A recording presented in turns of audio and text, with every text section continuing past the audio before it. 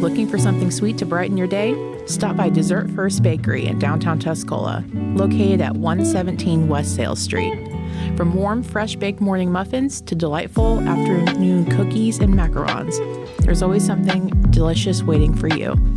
Owned by Samantha Baird, this beautiful new bakery in downtown Tuscola is bringing all of the feel of urban city bakery with the small-town atmosphere. Whether you're treating yourself or grabbing something to share, Dessert First has a flavor for every craving. They're open Thursday through Sunday, so swing in, indulge a little, and remember, at Dessert First Bakery, dessert isn't just a treat, it's a priority. Stop by and see them at Sam's brand new storefront. Planning your next getaway? Let Travel Simple for You handle the details so you can focus on the memories.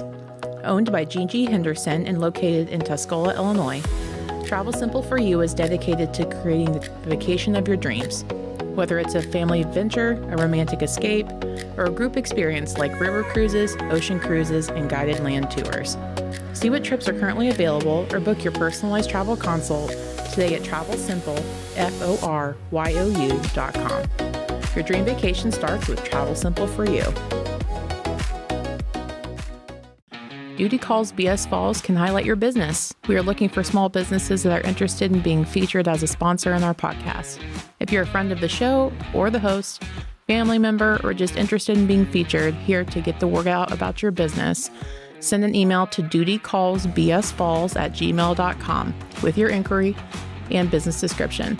We'll get back to you with additional details. Note, Duty Calls BS Falls is a political and opinion-based podcast located in Douglas County, Illinois.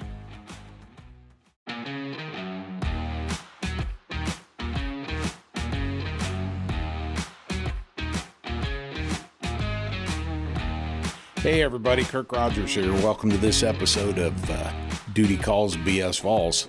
As you can see, it's kind of lonesome sitting here in the studio at the table by myself. It's just me today. My sidekicks are busy doing other things, and I guess you're just going to get a whole full dose of me here. I've got some stuff on my mind, and I want to talk today about the upcoming primary election. I want to talk about how important it is for everybody to get out and vote in the primary election, and so we can choose our candidates to be on the slate for the November general election. It's important that we do that. It's important that we pick our governor candidate.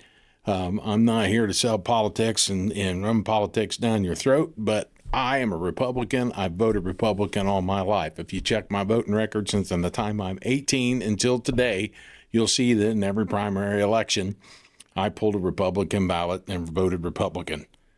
That's not to say that in a general election, a couple of times in my life, I haven't voted for a Democrat, but usually the Democrat that I vote for runs in a local election, like for sheriff or something like that. It's never in a national type of candidacy.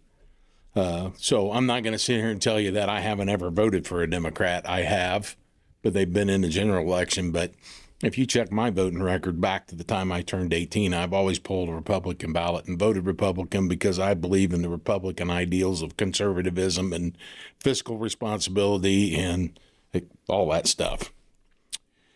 Well, with that being said, I'm not going to sit here and talk too much more about getting out to vote and how important it is to do that. But what I do want to talk about is our choice for our candidate on the Republican ballot to be the sheriff of Douglas County. I want to talk about that a lot. I hit on my history a little bit in some of the podcasts. And for those of you that know me, you know what my history is in life. But some of you out there that don't know, I've told you I'm a retired police officer.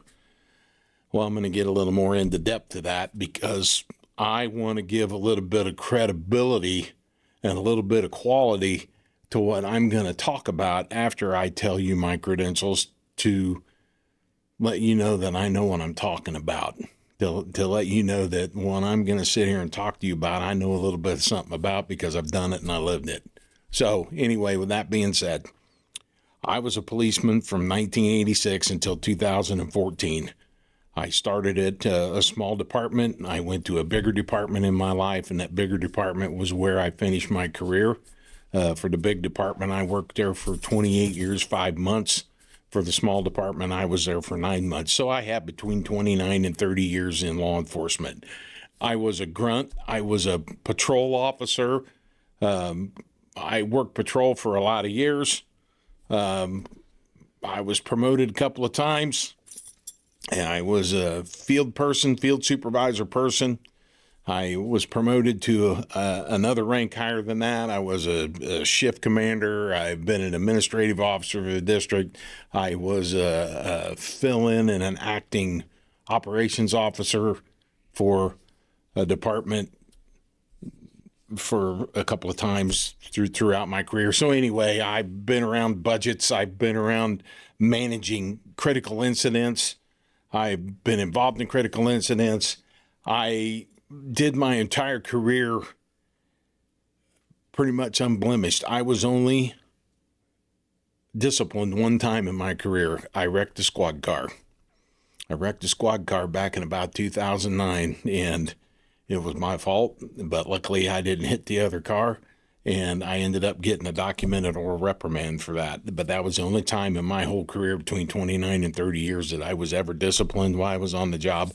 I had a pretty stellar career. I had a lot of accolades. I had several awards for things that I did and was involved in. The big department I worked for, I was picked as their Officer of the Year for 1997. And so I'm telling you these things to give you a little bit of credibility to what I'm going to talk about. I was a no-nonsense supervisor. I expected the people that worked under me to go out and do their job right, and do what they were supposed to do. And if you did that, you didn't have a problem with me. If you didn't want to do that and you were a slug or you were a non-stellar employee, as I called them, well, then you had issues with me and you'd get talked to and blah, blah, blah, blah, blah. And just like any other boss, well, there's people that like you and people you don't. And I will let you know right now, I could give two flying shits about what people think about me. I do the right thing. I have integrity. I hold the truth. I hold people accountable to do the things that they're supposed to do. And I don't give two shits about what somebody thinks about me, because I'm going to do the right thing all the time. And you can either take it or leave it. That's just the way it's going to be. Anyway, last month, we had a man on the podcast that is a Republican candidate for Douglas County Sheriff. His name is Heath Thurston. I told you then, and I can't reiterate enough now, of what a fine man Heath Thurston is.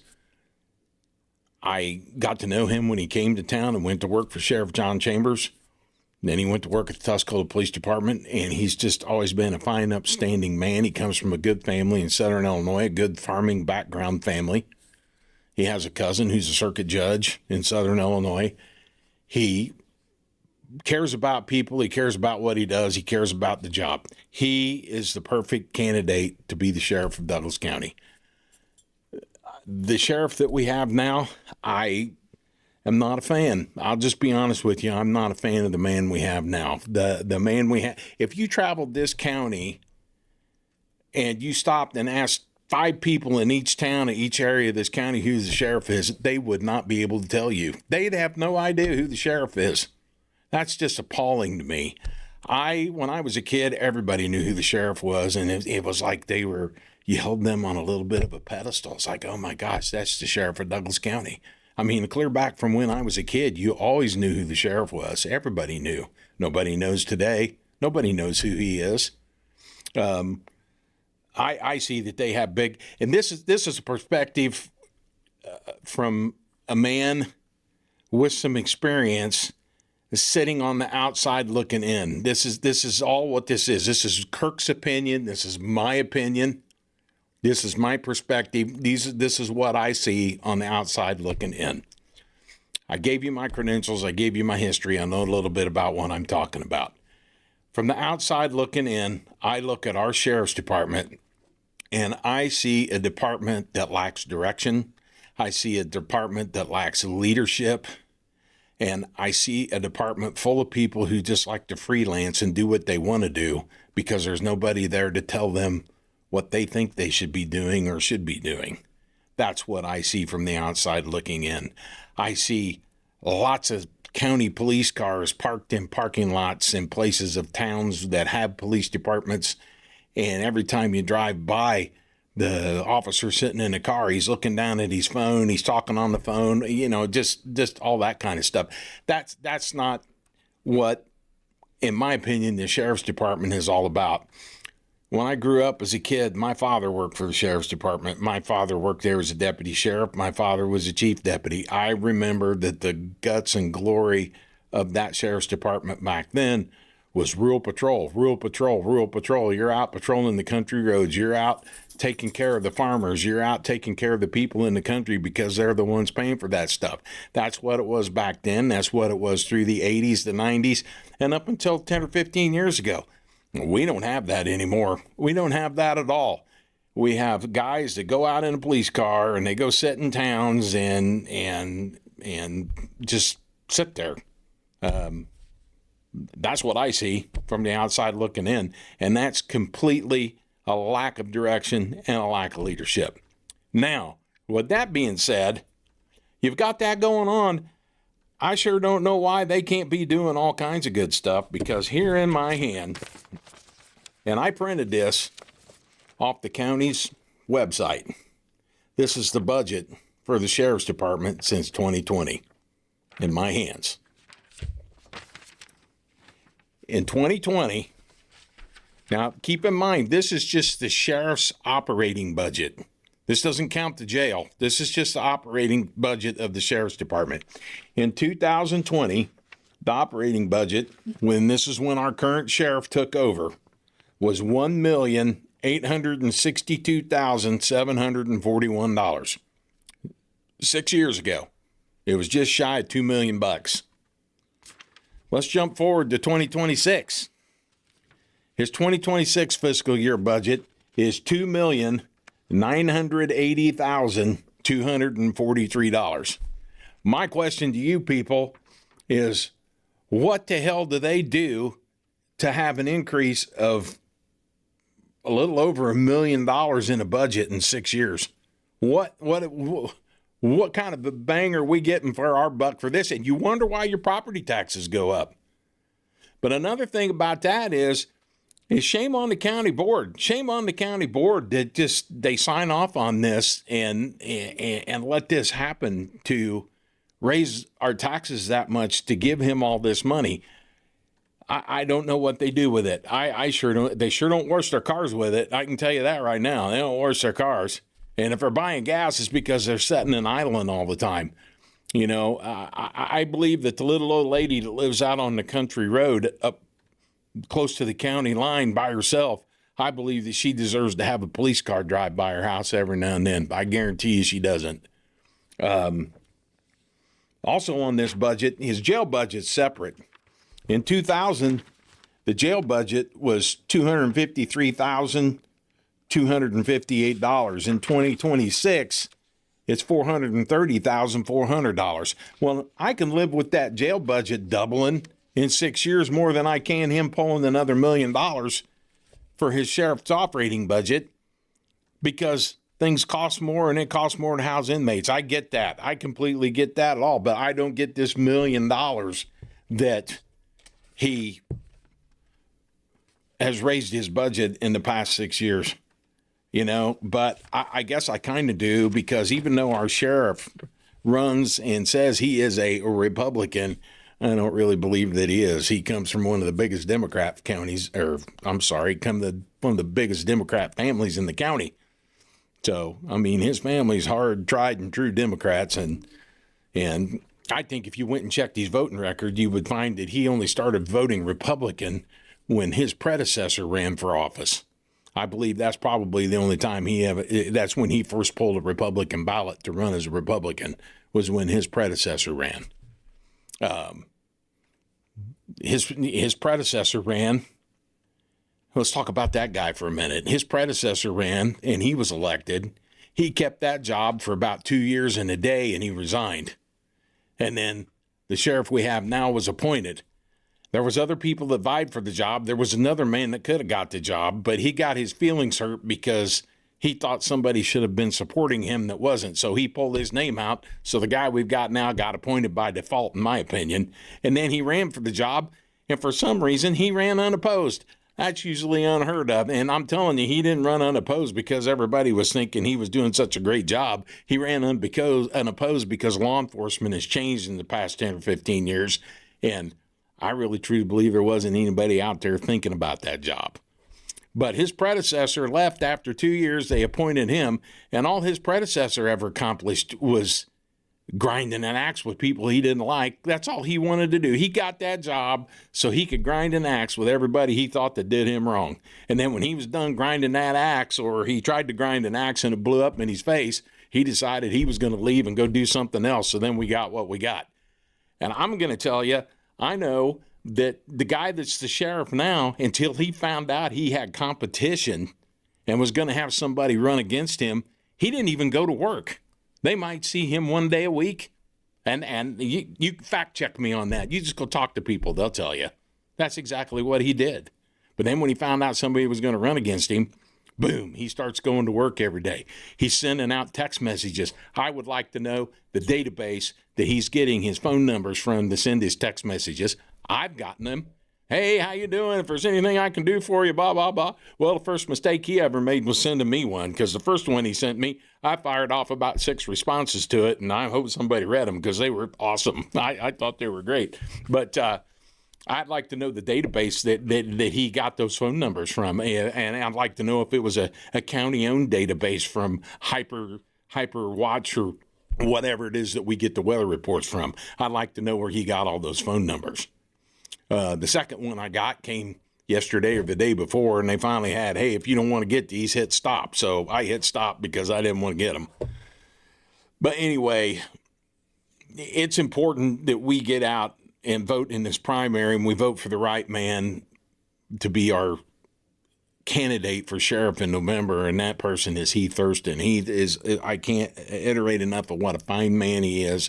He'll be a man to be there for all the people and help you and give you solid answers and not give you a runaround. I've had interaction with our current sheriff one time when he first went into office, and that was basically me questioning wasn't necessarily questioning his chief deputy. It was questioning his chief deputy living outside the county. And I have done that with the past 2 or 3 sheriffs that have had a chief deputy living outside the county. I have asked why they do that. The sheriff is the number one law enforcement officer in the county. The chief deputy is his right-hand man. If they get a critical incident, if something serious happens, if something happens at the jail, that chief deputy needs to live in the county so he can get in the car and respond to wherever he needs to go as quick as he can. He doesn't need to live in Mattoon. He doesn't need to live in Coles County. He doesn't need to live in Champaign County. He needs to live here. I don't have a problem with the man having the job, but he should have to relocate and live in this county. The sheriff and the chief deputy should live here. Now, with that being said, I understand some of the deputies may not live in the county, and I get that. The hiring pool and who you get in today's age in law enforcement is a whole lot different than it was when I started my career. The big department I worked for, when I tested for that department, there were 6,000 or 7,000 people took the test in the same day for a couple hundred jobs, and that was the way it was. This day and age, it's not that way anymore. I mean, you try to hire the best people you can, and sometimes you got to bend a little bit. That's like the bearded police, as I call them.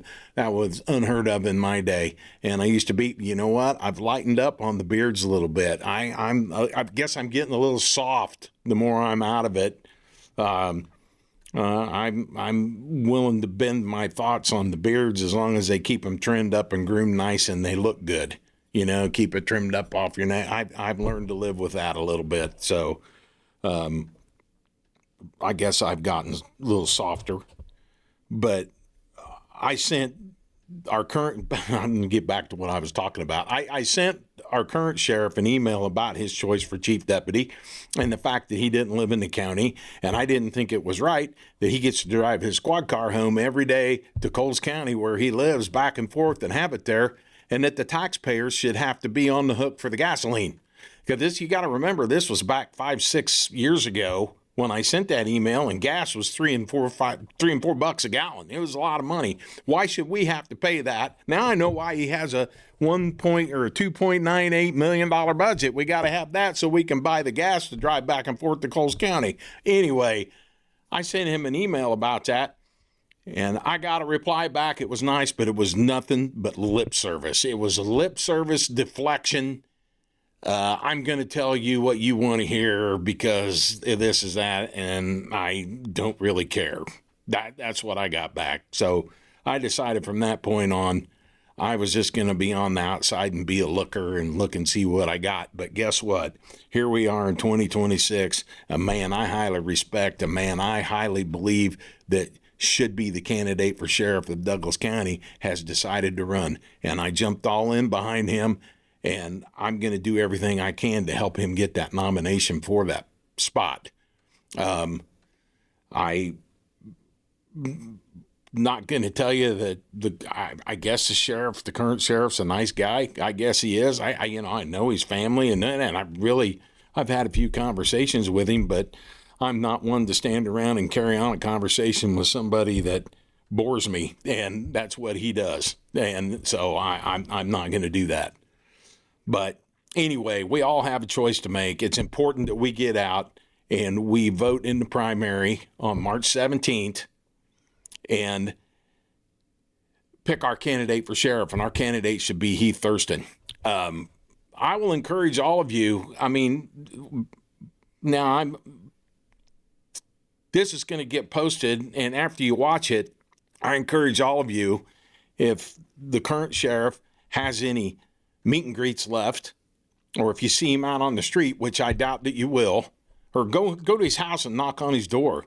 But I encourage all of you to go and ask him the hard question. Ask him, why has your budget increased over $1 million in the past 6 years, and what do you get to benefit for that? What kind of a bang are you getting for your buck and your tax dollars for his budget to go up $1 million? It's unbelievable how much that is.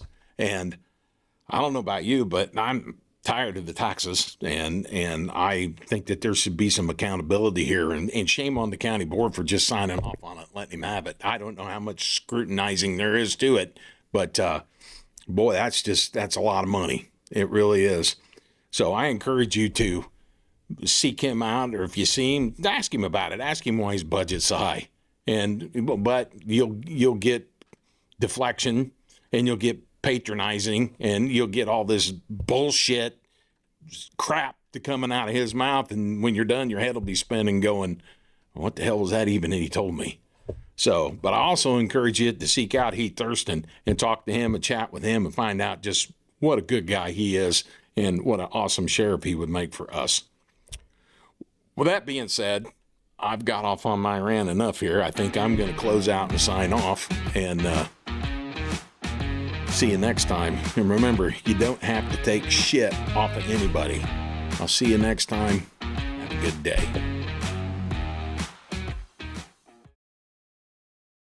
This episode of Duty Calls BS Falls is brought to you by Within Your Reach Marketing, located in Arthur, Illinois. Lexi Taylor and her team bring a variety of marketing services to small and medium businesses located in Illinois, including social media management, website creation, print media, and marketing consulting. Are you a small business looking for change in 2026? Give Lexi and her team a shout out on Facebook, Instagram, or their website, withinyourreachmktg.com. From Chicago to Cairo, Within Your Reach Marketing is here to help the small business owners who aren't sure where to start and help their dreams grow. Do you love to cook and bake? Why not have the kitchen of your dreams and stock up with Pampered Chef this season? From kitchen shears to measuring cups or stainless steel cookware, Pampered Chef has all of your kitchen essentials and accessories to help you cook with ease and comfort. Prepare meals for friends or the whole family? Interested in learning more or hosting a party? Reach out to Teresa on Facebook by searching Cooking with Teresa, or visit her website, www.pamperedchef.com/PWS/TRogers5.